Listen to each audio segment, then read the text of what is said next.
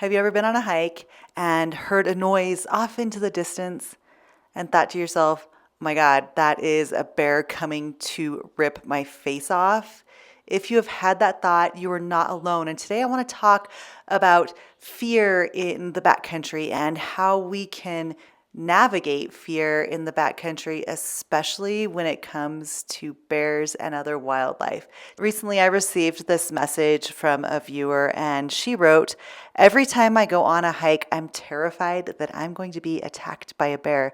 It keeps me from going hiking. I'm so scared of bears. Can you help?" This is such a good question. And I want to start by saying that if you're out there and you feel this way, your fear is incredibly valid. Bears are real. They are powerful wild animals.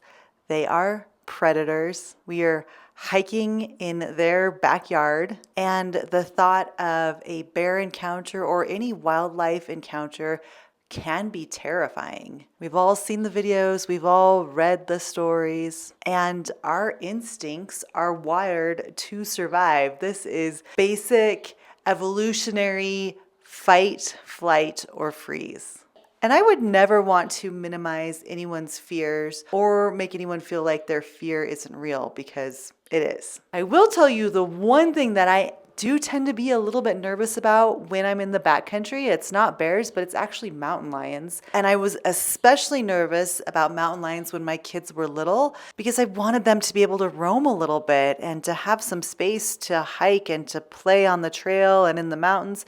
But I was always worried about a mountain lion coming and scooping up one of my kids and rushing off into the trees with it and never seeing my child again. And I think that is a very legitimate fear. And one thing that I did to help me deal with that fear was I actually went to a class put on by our local Game and Fish, and this was probably a decade ago, maybe even more. But the class that they put on was just like a Saturday morning class for 3 hours, and it was about bears, wolves, and mountain lions. It was about like the three apex predators here in the Rocky Mountains. And I learned about all of those animals. I learned about what they eat, how they hunt, where they live, signs that I could notice on the trail and in the environment that perhaps one of those animals would be nearby. And that knowledge gave me so much confidence, because instead of just fearing this scary animal that could attack me and snatch away my children, I was able to understand more about that animal.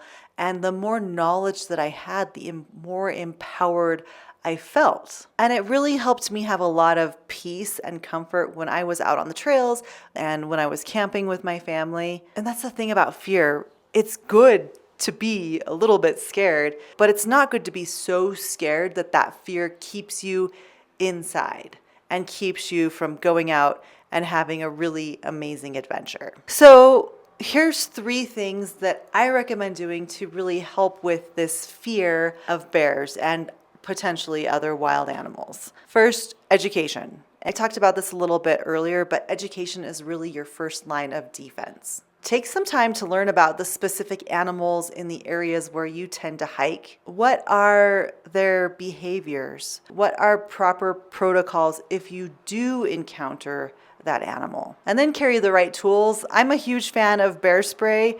I carry bear spray. My next tip is just to be aware when you're out on a hike. In the Army, we called this keeping your head on a swivel, and always knowing what was going on to your right, to your left, behind you, above you, below you, just constantly scanning to see what's going on. Being present and being observant on the trails allows us to look for signs that animals might be in the area.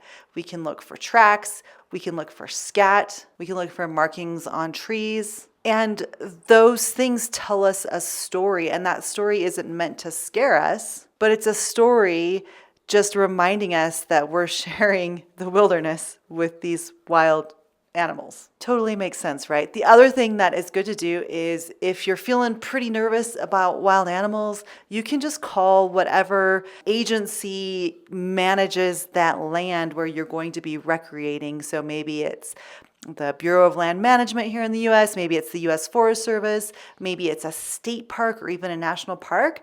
But give them a call before you head out and say, hey, I'm going to be hiking this trail. Have there been any reported wild animal sightings along this trail? And if so, what do I need to make sure that I'm safe? Or would you recommend an alternate route or an alternate trail? The people who are going to answer that phone and answer your question are professionals, and they'll be able to tell you exactly what you need to do to stay safe in that specific area. Now, if you're not in the US, I'm sure that there are other organizations that you could also call to get really accurate trail information. My third tip is actually really difficult to do, and that is choose where to put your focus. While it's so important just to be aware, like we already talked about, and to observe everything around you, it's important to not let every single rustle and noise that we hear in the bushes consume us. When we're feeling our heart race a little bit, but we know that we're safe, to keep from constantly feeling scared on the trail, it's good to remind ourselves why we are there.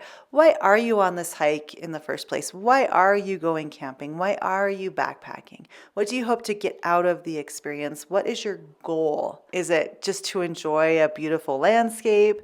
Is it to escape from the chaos of everyday life and seek out the peace that we can only find in the natural environment? Or do you just like the hardcore physical challenge of climbing up a really big mountain and pushing your body to the limits in the outdoors? A small degree of unpredictability is to be expected in the outdoors. And in many ways, it's the cost of admission into so many of these beautiful wild spaces that we enjoy. So when I'm getting scared in the backcountry, which sometimes I do, that's a good time to take a deep breath and listen to the sound of the birds and feel the earth beneath our feet and feel the warm sun on our face. It's just a good time to notice the vastness and the beauty of everything that surrounds us. And it's good to just let nature fill up all of our senses. And when it does, there's less room for fear